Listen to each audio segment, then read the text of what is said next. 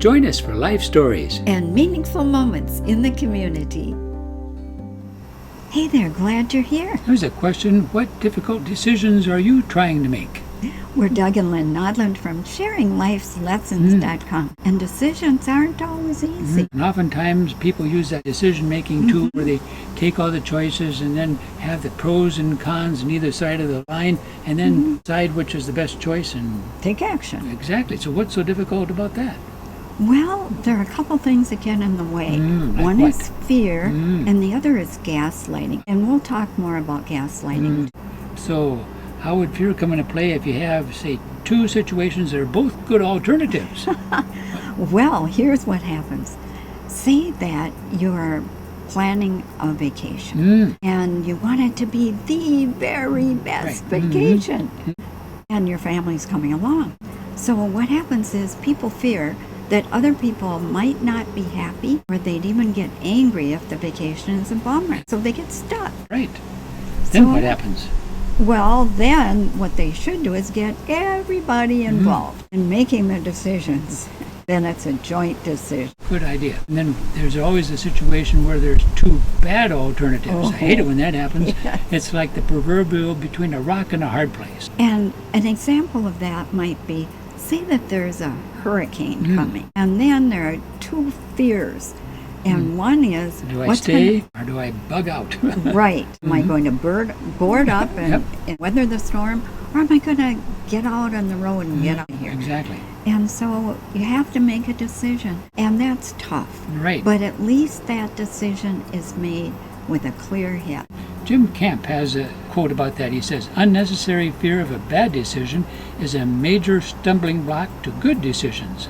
We talked about fear, and now we're going to talk about gaslighting and how it really contributes to fear. Right. It's become more popular these days. You hear a lot more when it talks about politics and relationships. Right.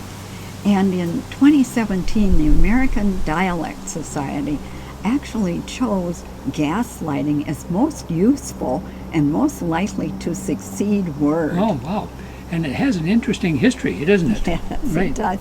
In 1938, there was a play called Gaslight, written by Patrick Hamilton. And then in 1944, it was made into a movie with a lot of famous movie stars, Ingrid Bergman and Charles Boyer and Joseph Cotton and Angela Lansbury. Right. And so what was the play about?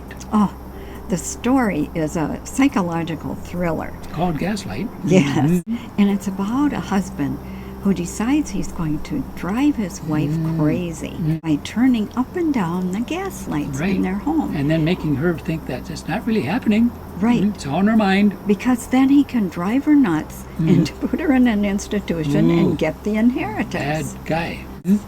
And so there's a definition that an author talks about by the name of Romani Durvasula. She says, gaslighting qualifies as a form of emotional abuse that involves denying a person's experience and making statements such as, that never happened, you're too sensitive, or this isn't that big a deal. Notice how in the story the husband would deny what his wife thought she was seeing when the gas lights went up and down, thus causing confusion. Right. And another technique that's used in gaslighting is love bombing, where the person will just be so sweet and caring, and then the next minute they'll turn around and just be really cruel. Right. Tracy Malone has a quote about that. She says, gaslighting is confusing because they switch to intermittent concern. In the story, sometimes the husband is so nice, and yet he's still planning her demise. Oh, not good. No. So what about you? Is anything stopping you from making good decisions?